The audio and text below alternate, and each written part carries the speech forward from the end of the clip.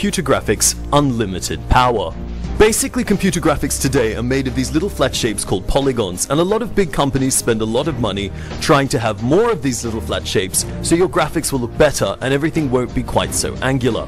There is a better way to do computer graphics which is used in medicine and the sciences, and that is to make everything out of tiny little atoms instead of flat panels. The problem is this particular system uses up a lot of processing power, so the more objects you have on the screen, the slower your computer will run. Having 4 or 5 detailed objects will run just fine, but you certainly can't do a level of a game. We got a lot of attention because we made the claim that we could run unlimited little 3D atoms in real time. To understand this claim, you need to consider the state of the industry.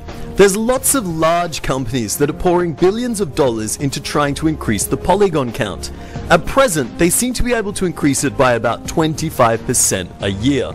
If any of these large companies was to suddenly come out with 10 times more polygons than their competitors, that would be enormous news.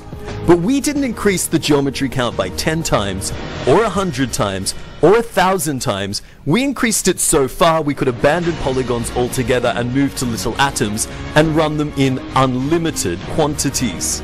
If what we said was true, then it was the largest breakthrough since 3D graphics began.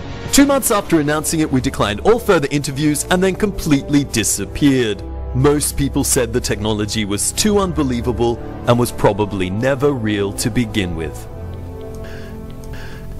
It's been 1 year since our disappearance, and a lot of people are asking what's happened to us. Well, we're not finished yet, but we'll give you an update as to our present level of advancement. We've made a little island. The island is 1 kilometer square. This island is made of 21,62,352,435,000 polygons. In the graphics industry, everyone's used to using polygons, so we thought we'd build a polygon converter. By converting polygons to unlimited detailed point cloud data, you can then run them in unlimited quantities. We've converted them at a rate of 64 atoms per cubic millimeter. If you're not sure how small a cubic millimeter is, that's a rate of 1 million atoms per cubic inch. If you're still not sure how small that is, these are grains of dirt. In fact, there are 15 million converted polygons in every square meter of dirt, which means in 1 cubic meter of dirt, we have more polygons than you will find in any game that doesn't use procedural generation.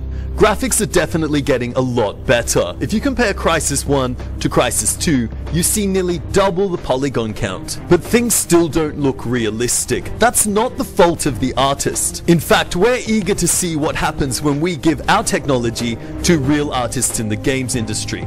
We played with it ourselves, of course, and we came up with this. But remember, we're far from the world's best artists, so it'll be very interesting to see where our technology ends up going when there's more synchronization with other players in the industry. Our polygon converter converts things straight from 3ds Max, Maya, and other 3D programs, so it's pretty much business as usual for the artist. He just has total freedom now, and there is no such thing as a polygon budget.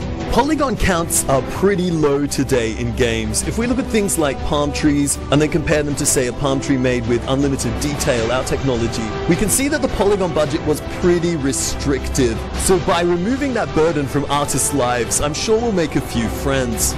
As for our supporters who play games, your graphics are about to get better.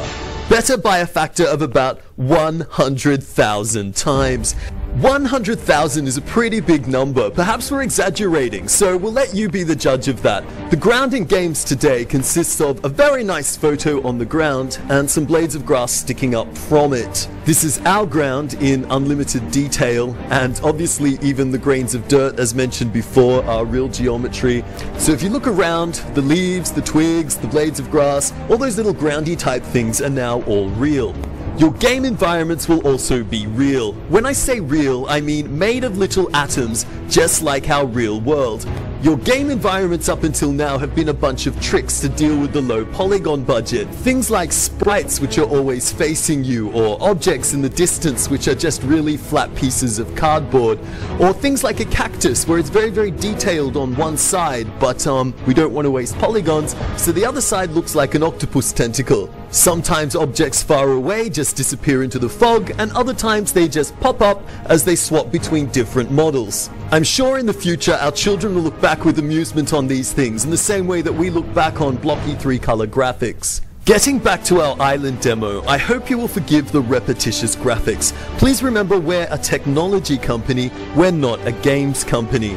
To have a look at a few individual items, if we look here at this rock, I hope you will permit me to say it looks rather real. That's because it is. It's actually been scanned in from the real world. Scanning technology that brings things in from the real world has existed for quite some time. The problem was what it produced was so high in geometry you could never use it in games. In the future, graphics will be divided into two categories, fiction and non-fiction. What we mean is, if I want to make Super Mario or a dragon or a unicorn, I can't go out into the forest, tranquilize them and laser scan them.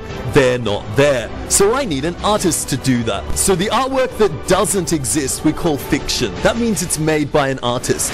This tree is fiction. It's been made by an artist. It's not laser scanned in. The rock, on the other hand, is non-fiction, and the cactus is a hybrid of the two. To make this cactus, we didn't have any cactuses that looked this way in our little part of Australia. The cactuses that we had weren't quite as interesting. So we took the pieces of them, we twirled them around to make circles, and then we added some dry leaves on top, which we changed the color of. If we were a little bit more creative, we would have taken the wings of a swan and put them on a tiger, but we didn't think of that at the time. This island demonstration shows our present level of technology, but that level is far from complete. For example, at present, our island has only 2 shades of shadows. Just after we made this demonstration, we progressed to having multiple shades of shadow. So in our next demonstration, you're going to find the lighting is going to look a lot better. We're also running at 20 frames a second in software, but we have versions that are running much faster than that, which aren't quite complete yet. Some months from now, our software development kit will be complete and it will be ready to be handed over to the game's developers. Until then, we're all working as hard as we can and we hope to produce a product that our fans and supporters will find acceptable. Thank you very much for taking the time to watch this presentation.